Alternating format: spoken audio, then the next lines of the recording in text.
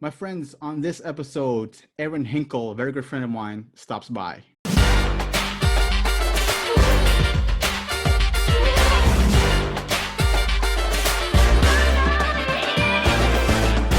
Yeah, all right, let's do this. What's up, everyone? Ghazali O'Reilly here with episode 6 of the Go Local Live Q&A show, where I sit down with inspiring and empowering people from the Indigenous rights scene, both current and previous.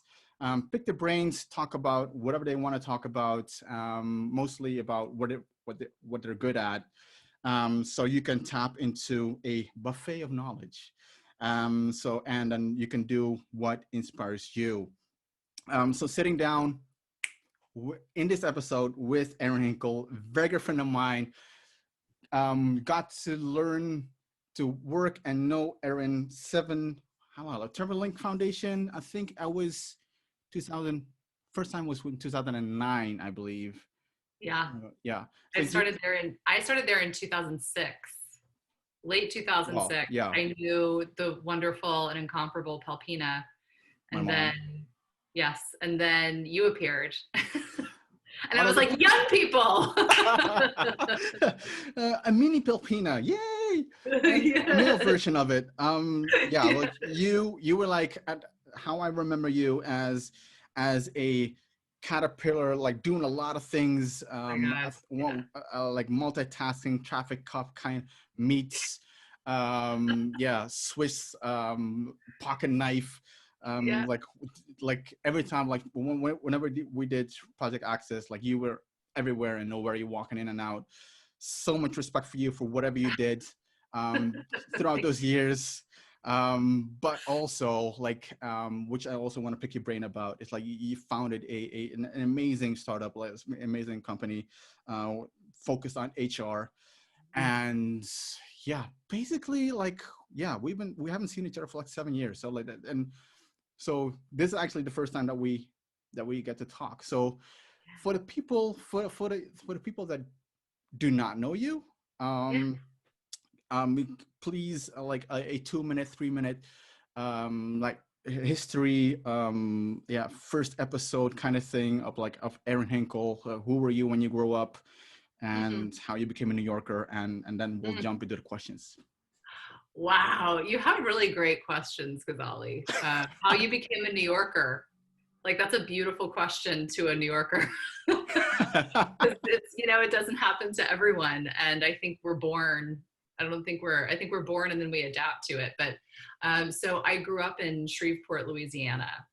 And I lived there until I was 18 years of age. And I was actually intending to go to university in Texas. And I was following my sister's path of actual classical voice training. So I was going to be an opera singer. And my sister, who's about 5 years older than me, went to Manhattan School of Music for graduate school. And she was there just as I was about to enter college in Texas. And I was the kind of kid that was like, I'm going to college because I have to go to college and that's the next thing. And also like, I don't have any better ideas. And then my family went to visit my sister, her name is Jessie, in New York. And I instantly felt at home. And it's one of those things where like, you don't realize that you're sick until you're well. I felt so at home and so alive and so at ease in Manhattan that I was like, okay, so I had this whole plan of going to Texas, but I don't want to be there. I want to be here. Like, this makes sense. So I tried to sell my parents on letting me do a gap year of just don't go to college right away, go to New York, live with my big sister. I don't know what I thought I was going to get into. And naturally they were like, not going to happen, right? Like, interestingly, thankfully, I believe in America, we're starting to get the grip on the fact that like college may not be for everyone. College may not be accessible to everyone, and a gap year ain't going to kill anybody. And there are plenty of trades and amazing career paths that don't require college debt. Nonetheless, we weren't there yet. It was 2001 or 2002. Parents weren't having it. And my sister was like, hey, Erin, we have colleges and schools in New York. You should just apply to one. And since I was on the performance route, that's where I stayed. And I ended up going to a school called American Musical and Dramatic Academy based in New York.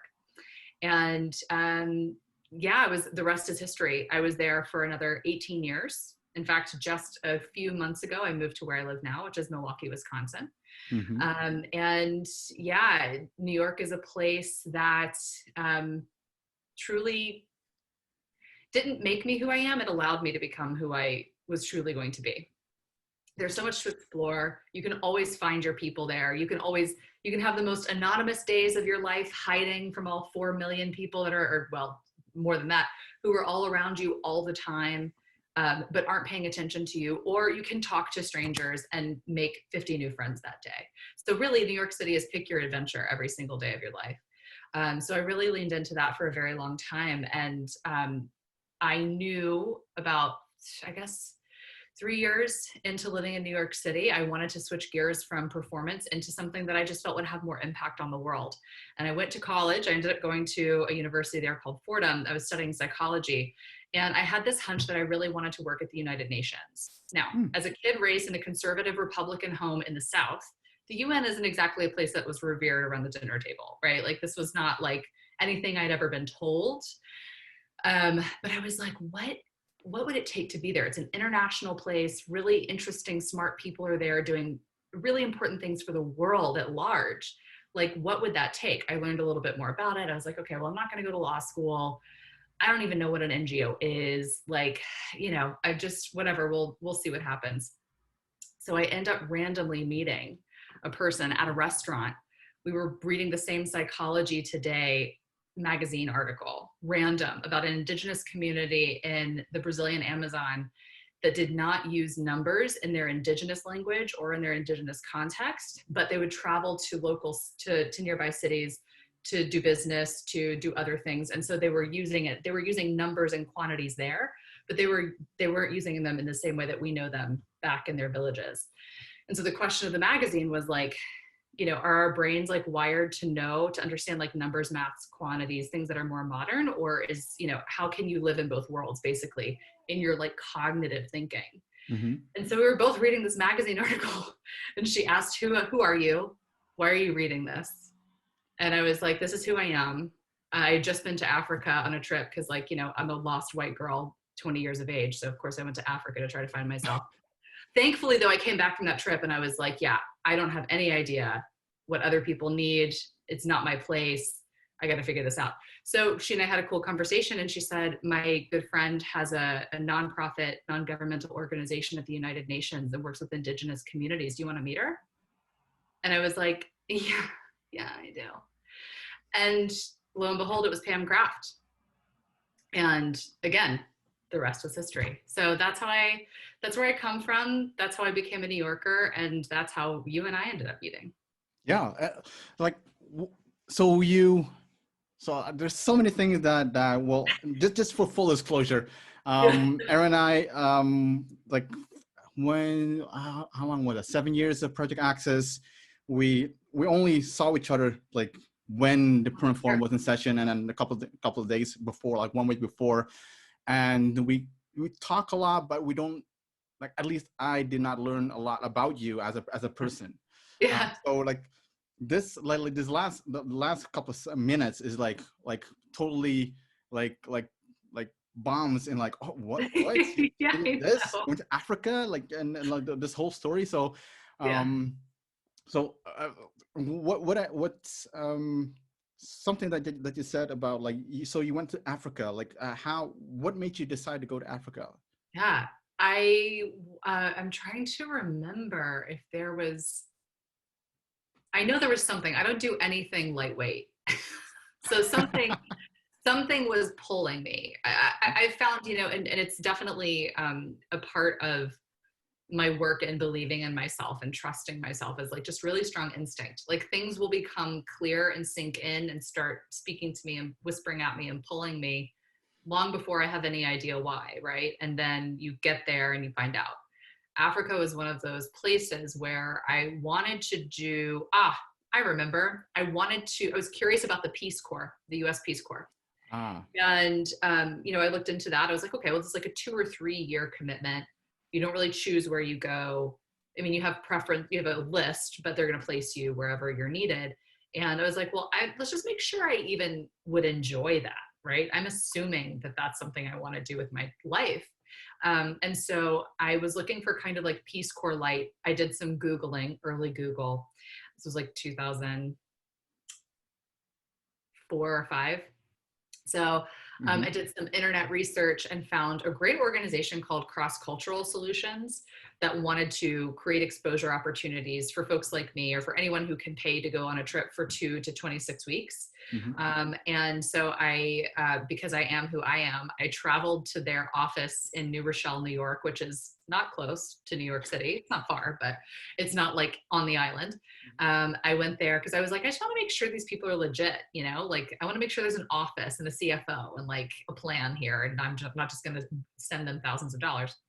So I got there, met the folks who run the organization, and again, had that kind of like, oh my God, nonprofits. Oh my God, mission-driven work.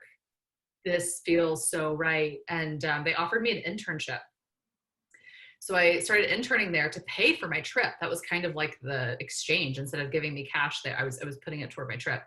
And I ended up going on the trip, and it was a really difficult experience for me. And it wasn't because of the organization. It was because, or it wasn't anything that they did that was so off base. It was and I bring it up because it's so, I think it's why Tribal Link resonated so deeply with me. You know, we were there for an exposure opportunity for us. And a lot of the folks that go are like, wow, you get so much out of it. Like you get to see how other people live. You get to help people who need help or who want help. And I was there just being like, this doesn't exactly feel empowering. Like, I don't want to be made to feel better me by helping other people who are in need. And also, did they tell us they're in need, or do their lives just look different from ours? Right. Do you know what I mean? And so, and I was learning about stuff like female genital mutilation, a lot of other things where in my young adult mind, I was connecting dots being like, you know, we're talking to NGOs who are doing really wonderful, important work, but we're not thinking about this in the context of like, well, what if a girl decides to refuse her family's insistence that she has this experience? Then perhaps she's ostracized. And then what does she have? Do you know what I mean? So in no way am I saying that's people should experience FGM so they don't lose their families. But to me, I was like, all of these things are so much bigger than we give them credit for. They're so much bigger. They live inside of a massive context. And so people like me kind of wandering into places like that, being like, let me help, whatever that's supposed to mean, just felt so, it felt like the opposite of what I was looking for.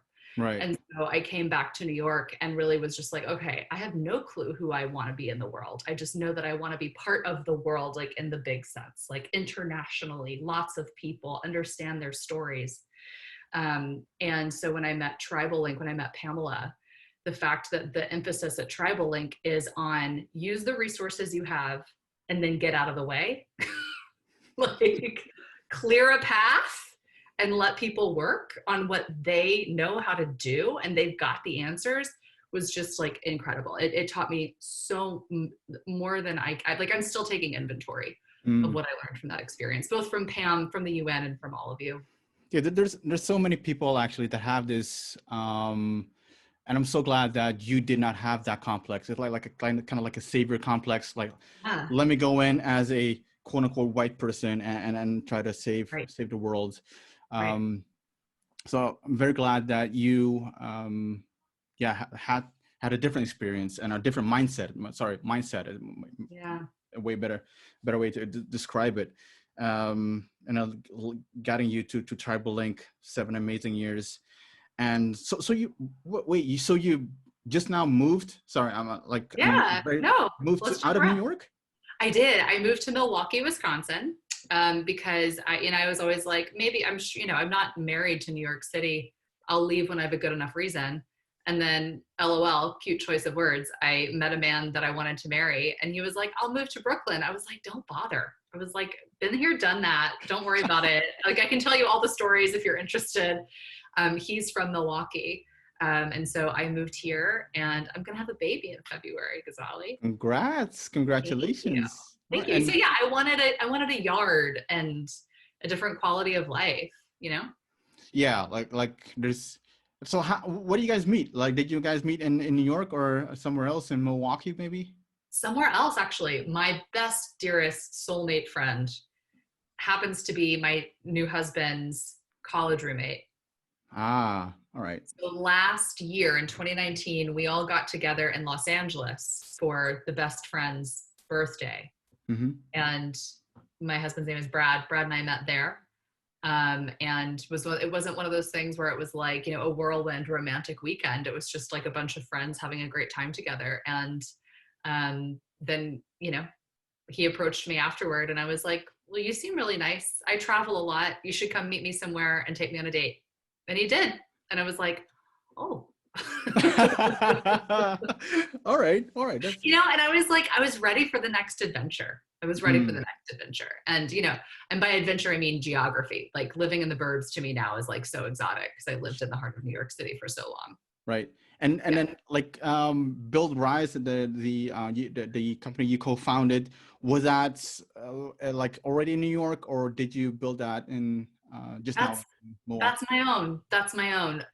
So I after Tribal Link, at Tribal Link, I learned so much about everything it takes to run an organization. Tribal Link has maintained its integrity as a grassroots organization, so that resources go to Indigenous communities.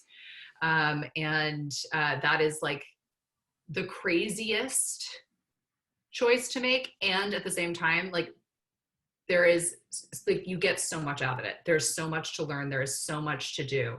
It's such a bold choice to keep things really lean. And at the same time, like we said, it's like, it keeps the resources going in the right direction because it's hard to raise money for Indigenous projects was what I found when I was there, because so few people understand what that's supposed to mean. So few people understand Indigenous issues, Indigenous communities in like the philanthropic space, so that those resources are precious. But at the same time, it was a completely unparalleled and invaluable education to me on just like, how do you manage accounting? How do you manage marketing? How do you manage your day-to-day? How do you keep all of that running while also hosting 20 to 30, priceless, precious cargo, Indigenous leaders from around the world to come and take advantage of this system to do in it what they either can't or don't want to be doing with the governments in the countries where they live, where they actually have a forum and a voice that has international scope. So that was an incredible education. Like, you said that, like the Swiss Army knife of like running around, like doing everything, traffic cop, administrator, hotel concierge, like all of it. It was an incredible education in how to just get shit done that you believe needs to exist. And how did you make that transition then from that Tribal Link to HR, which you're very specialized in now? Yeah, it was again a few more highways and byways. So in my experience at Tribal Lake Foundation, I did a lot of like editing grants for our Indigenous partners, and that got me tuned into again, like, how does philanthropy decide what it's going to fund? Right. Because for years, and I'm sure this is still the case, I don't know, but for years I was like, these projects make tons of sense. They could make the difference between a culture surviving or not. And I don't mean because they were our ideas, they were never our ideas, but it was the notion that like, if you want to make sure your young people are still immersed in your Indigenous language, it could cost $12,000, $15,000, $20,000. But the only funders who are funding something even remotely similar to you want to make a $50 and $60 million, not million, but $1,000 investment and nothing less than that. And it's just kind of like, who's advising these folks on like what's actually needed, instead of forcing the fundee or the grantee into the expectation of the funder? Why aren't funders adapting more or exploring more the actual needs on the ground? So I got really into grant writing. And so after Tribal Link, I started doing that freelance as a means of educating myself. And I was mostly working with US-based organizations, usually focused on access to education, people with disabilities, things like that. then I started working with a nonprofit that really functioned way more like a startup, very like young, hip, incredible marketing, like just totally had legs, you know, so to speak. And I joined them as a grant writer and as a development director. And in that time, my first year, we all were part of this, raised a ton of money. And we were like, great, we're going to grow really fast. And I was like, wow, does anyone know how to do that? Has anyone ever done that before? The answer was no, but we're very bright and also very bold. And so as part of a change management project, I basically took up the mantle of human resources because that's the only space that said, hey, check on people. See how they're doing. We're busy all the time. And we move so fast and we hire so fast. Like, do people like know how to do their jobs? Like, do they feel trained? Do they feel capacitized? We were geographically disparate all over America. So the question really was like, if these folks are our representatives in their city, do they know how to talk about us? Like, do you know what I mean? Mm-hmm. So I came into HR that way, which I think a lot of folks fall into human resources. Some do study it and specialize in it. But that's how I got into it. And it was a lightning bolt moment. It was like a love at first sight moment to realize that there is an opportunity inside the workplace to potentially enhance the quality of someone's life. And pretty quickly, I learned that, an opportunity of HR isn't just about people, and like money doesn't matter and business success doesn't matter. It's like those things do not have to be mutually exclusive at all. Mm-hmm. And usually when people are taken care of and they're thriving, then they're doing their job well, and then the company is thriving. So it just became something that it was just kind of like right place at the right time, sort of kismet moment that hasn't stopped. And yeah, that's how I'm here now. So after Future Project, which was where I was for 5.5 years, I was looking for other jobs. I was like, I wonder what the corporate world is like. And nonetheless, my community of people in New York City I kept getting back startups, venture-backed projects, things where I was like, I don't want to work for founder-led organizations. I don't want to work for small shops. I want to go somewhere big and see how that operates. But then I realized that if small companies, if founders of currently 10 to 25 to 35 to 55 people want to invest in HR at that size, that I should really answer that call. Because a lot of companies don't do that. And then they end up really burning people out fast. And then that doesn't help your company be successful in the long run. So that's how that happened. And then I decided to commit to working for myself and building this consultancy. And so that's what I've been doing for the past 1.5 years. I can't believe it's only been 1.5 years, but. Yeah.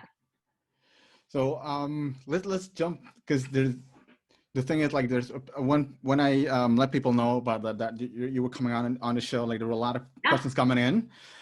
So let's jump into the questions that people sent in. Please. So obviously, like, first question is, what are the biggest lessons you've learned in the past year? To really I've learned to really own who I am. And as a solopreneur, which is what I call myself, I don't have an intention to like scale a consultancy or anything. As a person who's self-employed, learning to continue believing in myself through dry spells, so to speak. So, anyone who's ever been self-employed definitely knows there are ups and downs to how much business you have.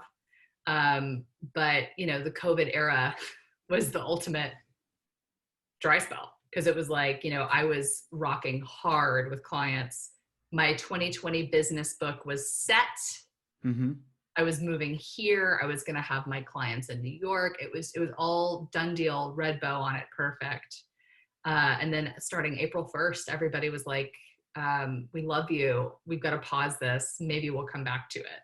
Right. And so, really kind of getting through that, remembering that it wasn't about me, remembering that, I'm highly skilled and capable with what I do, but also believing that that work would come back. I didn't need to apply for full-time jobs, that this was the lane I was supposed to be in. So, and even a lot of my work in HR has helped me really get grounded in just the knowing and accepting of myself. And we can get more about that later, but those have been the biggest learnings of the last year, is really owning who I am and taking risks, like really looking at the data of my life. I'm 36 now. So I'm like at an age where I was able to look back over the past year and say, for some reason, I'm always good.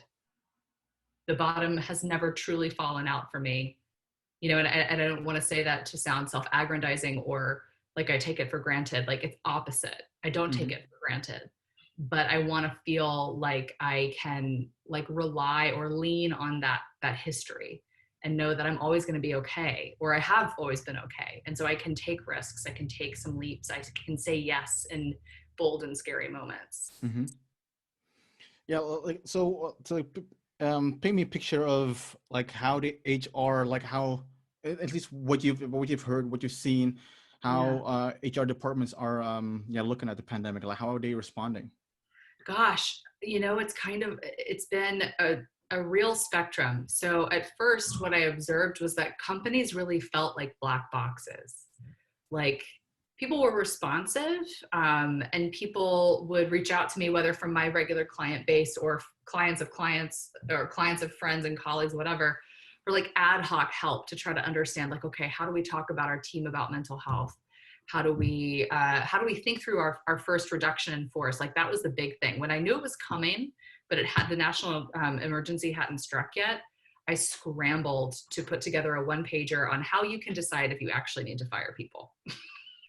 Or like how you can decide how long you can possibly wait this out, how you can decide what roles are going to be essential for your continuity, things like that.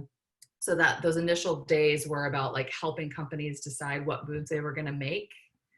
Even though it was all very lightweight interactions, it was just like mostly thought partnership. I was like giving a lot of time and expertise during that moment because everybody was, frozen, right? And I was really wanting to be of service to them and their teams. So those were the early days. Then it got really quiet. Got so quiet. We were offering pro bono strategy sessions, 45 minutes. Come to us with your biggest people or HR problem. We'll do like a rapid strategy session with you. As consultants, we have the gift of being able to parachute over the erupting volcano. And before we even hit the ground, we can send up the roadmap to like get us out. Yeah. And nobody took it. Crickets. I was like, wow, okay. So we started doing webinars. I was like, okay, we're just gonna have to crank content, get it out into the world, and people can watch it if it's going to be helpful to them. But let's create value people can access if they've got the space to access it. But it really was kind of like holding space for entrepreneurs and founders and business leaders, and just being there in whatever way we could be. Then the summer hit, and it was a moment where I was thinking a lot about, okay, folks have laid off people. They're trying to figure out how to keep the lights on, and they've got some kind of skeleton crew left that they've employed. Yeah. How are the people? Like, what's our talent continuity plan? Are we talking to them about what they need? Are we reevaluating our policies about how we're supporting caretakers, not just of children, but of sick loved ones, community members, right? You just don't know the context of people's lives, and you should never assume.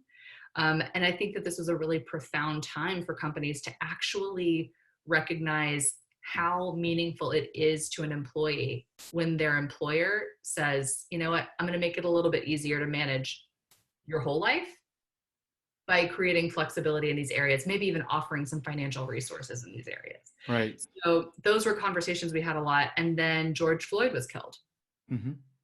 Then the phone starts ringing for diversity and inclusion strategies, and it's kind of a classic thing with, I think, a lot of departments. People don't truly understand anything related to human beings or goodness or equity comes to me. And I'm like, diversity and inclusion is a subject matter. That's not my expertise, but I helped a lot of companies connect to really great consultants that they could really do deep work on like, how are we paying people? How do we hire and source people? Like the stuff and how are we like getting executive level and board member leadership that represent diversity of thought and lived experience? And then how are we creating environments where they're going to want to stay once they're hired?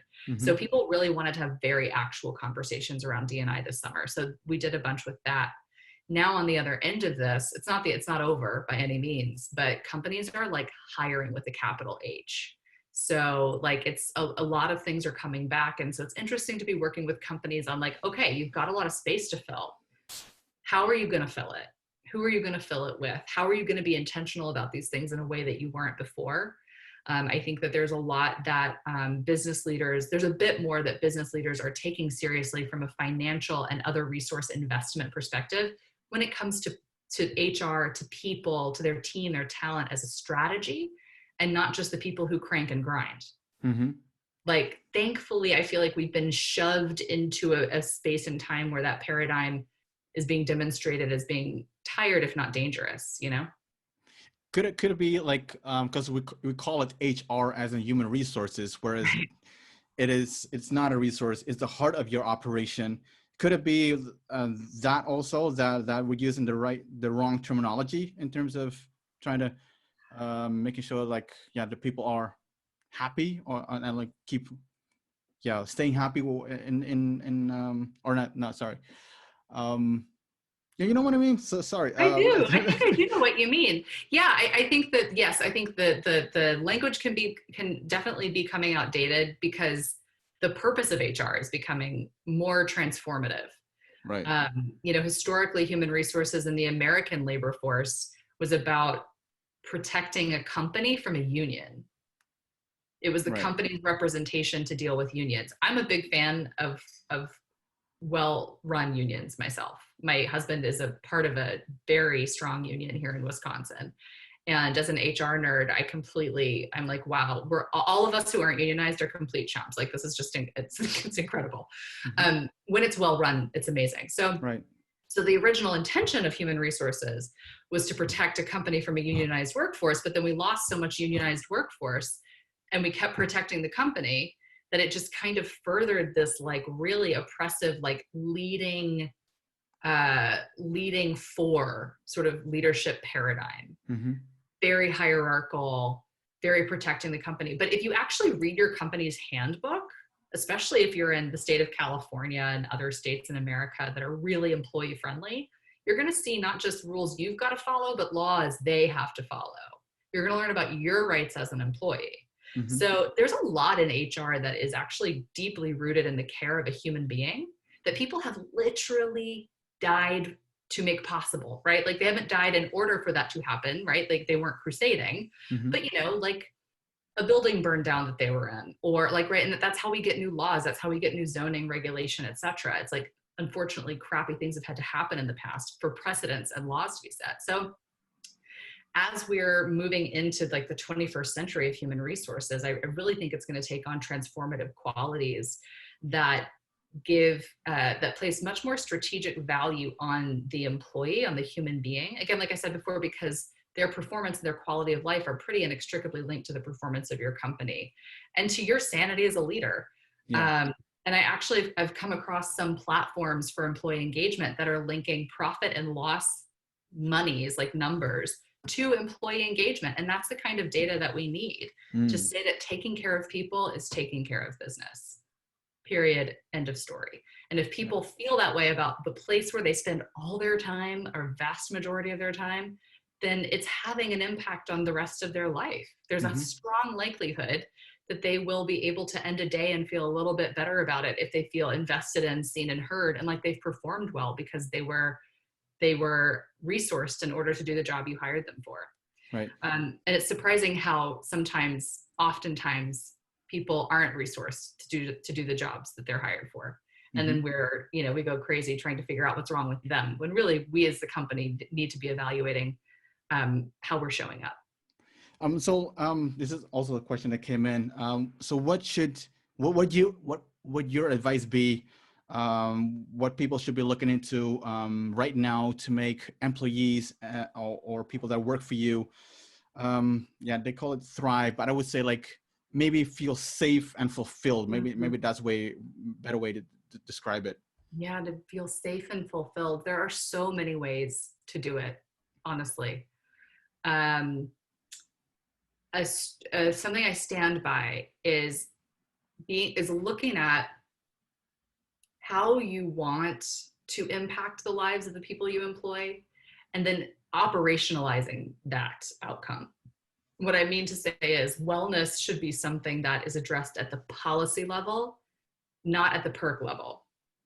Mm-hmm. Wellness should not be an incentive. It should be in the operational DNA of who you are. And this really kind of can go back to, if like this moment in time we're having right now, still in the COVID era, so much stress people are managing, so much stress. And so, we should be thinking about offering people 1 to 2, just as a starting point, 1 to 2 days a month of paid time off, mm-hmm. right? Or if I've got an employee who's a mom, right? And doesn't matter if she's got a partner or family or friends to help. Mom is called to the plate more often than a lot of caretakers for little kids, especially by teachers in schools. And so a lot of moms are playing full-time employee, teacher's assistant, IT, just like so much. And then that's not even taking into account if their kiddo has special needs or has behavioral challenges or just can't pay attention to a computer screen, because a child usually can't for a long period of time. So if they're coming to me and saying, I'm falling off a cliff here and I need your help. Mm-hmm. It's like, great, I'm going to help you figure out how to manage your time, eliminate some things, put hard stops on your calendar every day, and make sure that your family is getting as much time as your job, if not more. So that's how you can take care of your employees, is by actually responding to them, but also creating an environment where they feel safe to speak up. And right. So that's a lot of work. In some places it might already be happening. And if that's a place, that you're in, it's getting intentional about it. And it's proactively checking in on people. We can say all day long, you're safe here, you can talk to me, we're transparent, we're flat. A lot of words that people use to define their workplaces that in a lot of cases don't have a lot of weight behind them. If you say that to your team members, you have to remember that you're still their boss. And chances are very high they're not going to come to you and say, it's falling apart at home and I need time off. Mm. They're probably going to come to you to resign. Because they're going to think I'm serious. They're going to think that that's the choice they have to make. And I've had a number of conversations with people, exactly the context we're talking about, where they say, I just want to let you know that I'm going to submit my resignation. And my response is, okay, tell me what's going on. They'll tell me what's going on. And I'll say, do you believe resignation is the only option to relieving the situation? Every time the answer is no, I don't think this is the only option, but I also don't know what I'm going to be allowed to do. So right. You really have to take the time, talk to them, be with them. So it's really, again, it's about operationalizing, putting into your company's expectations and how you want managers to manage around the philosophy of how you want people to feel and behave at work with you. Right. I think this is so important, and not just, and we'll talk about HR, and some Indigenous people might say, well, what do I have to do with it? But there's so many Indigenous peoples organizations that have employees and people that work with it. Work in it. So in that sense, HR, it is so cross-platform that it's not just for non-Indigenous organizations, but also Indigenous organizations. So that's why I wanted to pick your brain about this. What do you think that the future is of HR? You already talked a little bit about it. Yeah. So what's anything that you are looking forward to, or could be or something that could be like an uh-oh moment? Gosh, yes. Well, just touching just very briefly again on the past of HR, right? Transactional, keep us from getting sued, keep people in line. Great. To now, even there's an organization called SHRM, the Society of Human Resources Management. It's kind of like one of those gold standard networks, certifications, memberships. Mm-hmm. And even in their training programs, they talk about a couple of key things. Number one, data is king. Data. And data is required for us as HR professionals to be at the decision-making table. So we're no longer, or increasingly, we are no longer just recipient of information, okay, go implement. recipient of this person's getting fired. Okay, go implement. Because we work at the intersection of just about everything at a company, like we get a lot of what's going on. We understand it. And so we really are a wasted resource if we're not a strategic thought partner to decision-making leaders. But we have to be able to speak in terms of things that matter to them. Numbers, usually cash numbers. So really, data is king. You can't package your intuition or your feelings as data. You've got to have some kind of surveys and research and information to back it up. Another one is people matter the most, because people do the stuff that makes all the things happen, right? So, you know, if I'm going into a company, or really, it doesn't matter how long I've worked someplace, my job is like write policy, create frameworks, create programming, help people know how to use this place where they work. I need to give people the experience of contributing to how we build that. So it's not just me from on high saying, here, do this performance management process, or this is our new policy, take it or leave it. Never, never, never. It's always got to be about, I'm working on this thing. I'd love for you to take a look at it and give me your input.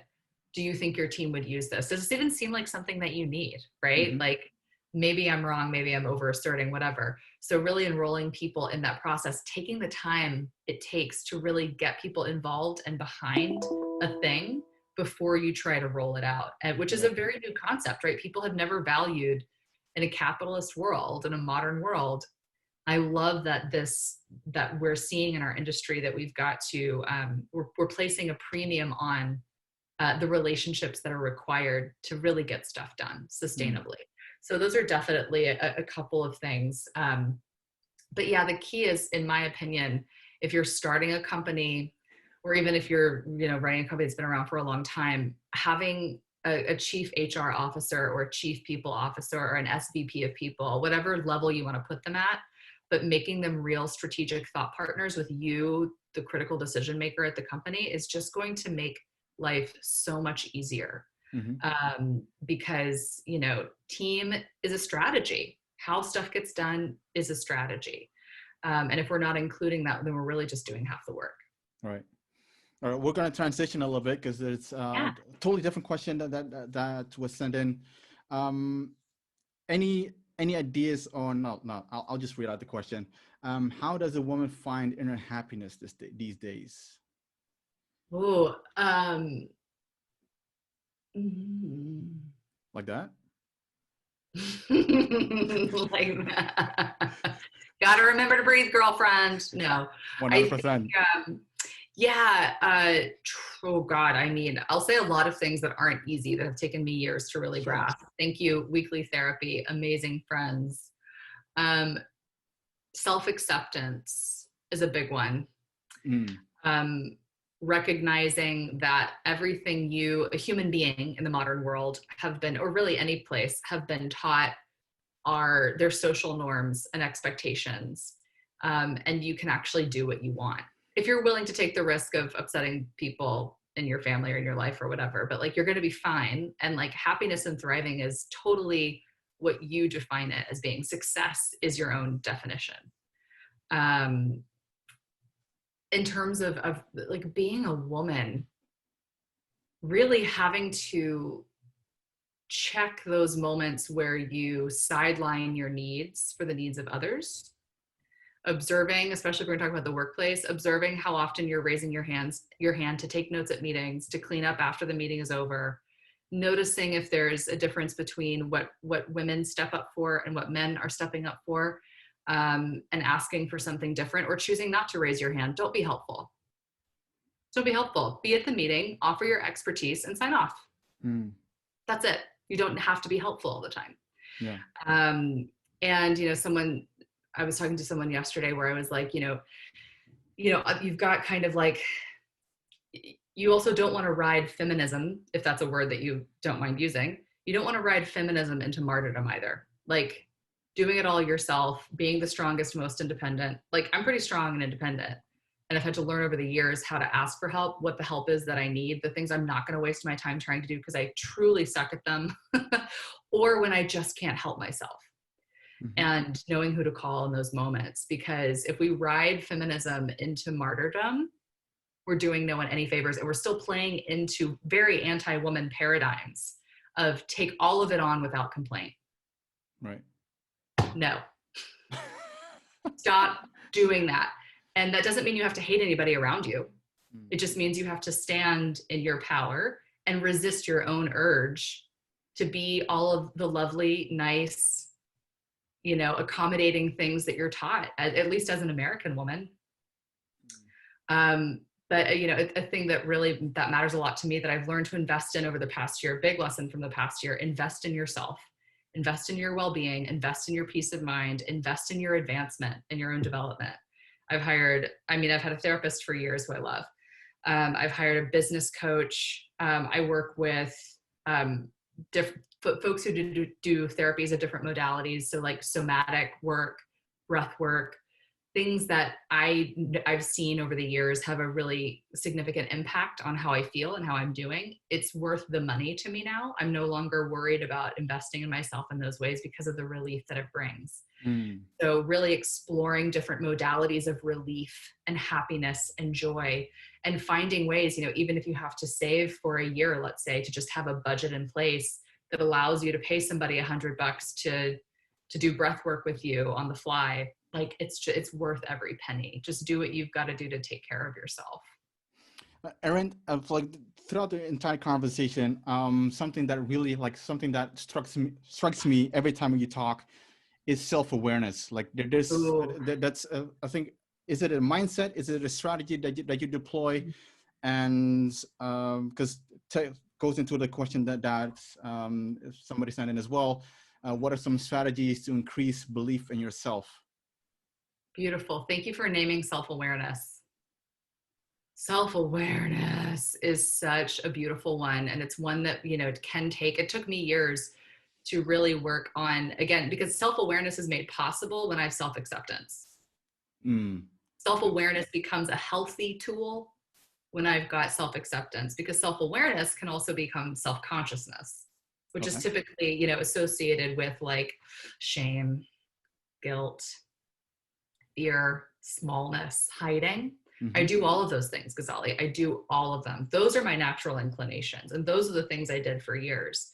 It took me finding, again, different, I don't know if they're wisdom traditions, but like honestly, dead serious, the 12-step programs that exist in the world for people in recovery from all kinds of addictions hold within them a profound wisdom that are deeply impactful. Like, I don't think you have to be recovering from drugs, alcohol, sex, gambling, any of those things. Like anybody who picks up literature on the 12 steps will find something in them that speaks to them. And I think that it's a profound framework for allowing you to be honest with yourself. Meditation is a really incredible tool for self-acceptance for me as well, because you're really, really closing what's called like the stress cycle. You're helping your nervous system calm down. So you're less like triggered by thoughts of you and stuff you've done and stuff you've said. For me, building the muscle of healthy self-awareness has come through therapy, different professionals in different areas, knowing what I'm not good at and I never need to be good at. It doesn't matter if I'm good at marketing or some other crap I've got to do for my business, because like I'm in HR. I'm good at that. I'm good at that thing. And most of us are good at like a thing or two, but we hold ourselves responsible for being good at a lot of things. And that's like remarkably unreasonable. I don't know where that idea came from. Right. It's taken work, but thank you for naming the self-awareness piece. That's really real. And I think it also requires good boundaries too, to be able to say, I have self-awareness around this thing that I'm doing. Maybe I need to apologize for it. Maybe I need to ask someone for something to help me, that requires a level of self-acceptance as well as boundaries. Yeah. And it's like, to me, at least, it is about being able to be vulnerable with yourself. Yeah. Honest with yourself, asking yourself like questions that you might not want to hear the answers to, but you have to hear the answers to. Yeah. So like it is it is putting yourself vulnerable in a vulnerable position towards yourself, but you only gain a lot of insights and you get stronger out of that. So like like, and for me, like self-awareness is a superpower. It is a process, and once you, I don't think there is an end to that process, but it is a process that you can only benefit from. Like if you, and like you said, like if so, you can, yeah, set boundaries for yourself and like ask yourself like very serious questions. Um, so thank you so much for like unpacking that. I think that I know that there's a lot of people that are not very comfortable talking about Sure. that. Yeah. Um, I know we're running out of time, so let's like so one final question. Yeah.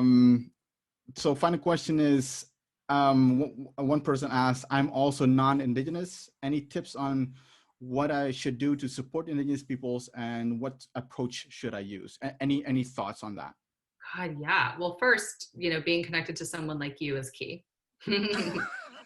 uh, um, and if you're in New York City, if you're fortunate to be in New York or in any other places where the United Nations Permanent Forum on Indigenous Issues functions, right? Like a lot of those events are open to the public for the annual conference.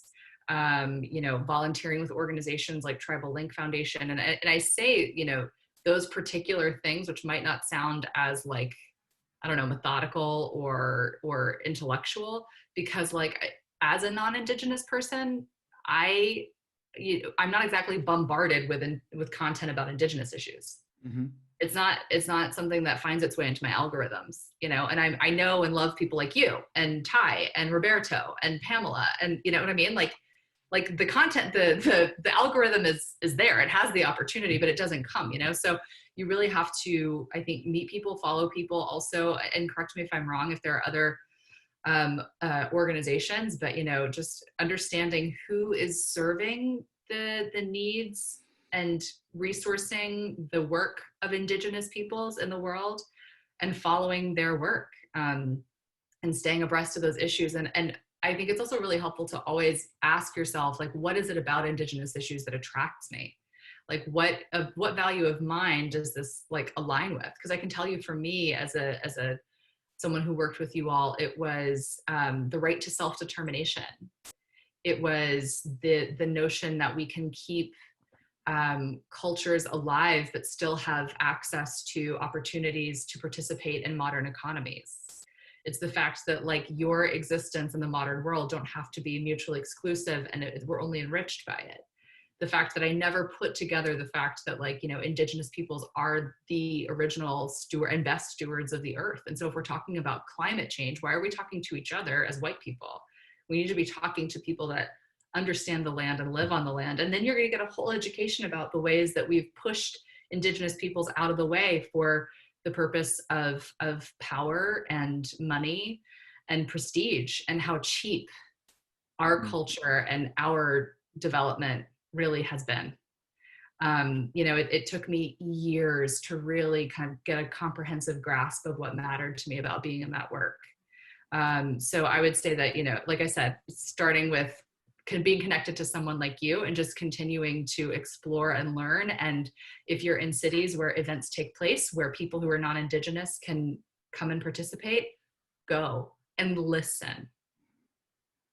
And pay attention to the organizations that are listening and that are empowering, and that in their marketing and in their language, they are amplifying the voices of indigenous peoples as opposed to speaking for them or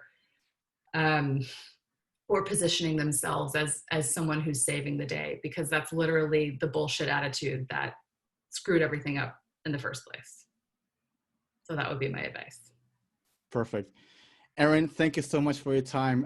Like we could talk for hours, but I know Thank you have you for listening. lot more things to do.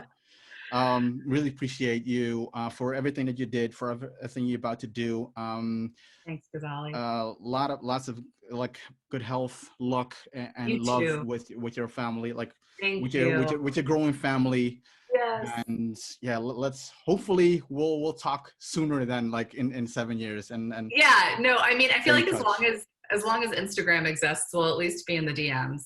Right. Yeah. But yeah, so we can intentionally have more conversations. And I want to hear more about what's going on in your world. I want to email you questions that I've been want answers to.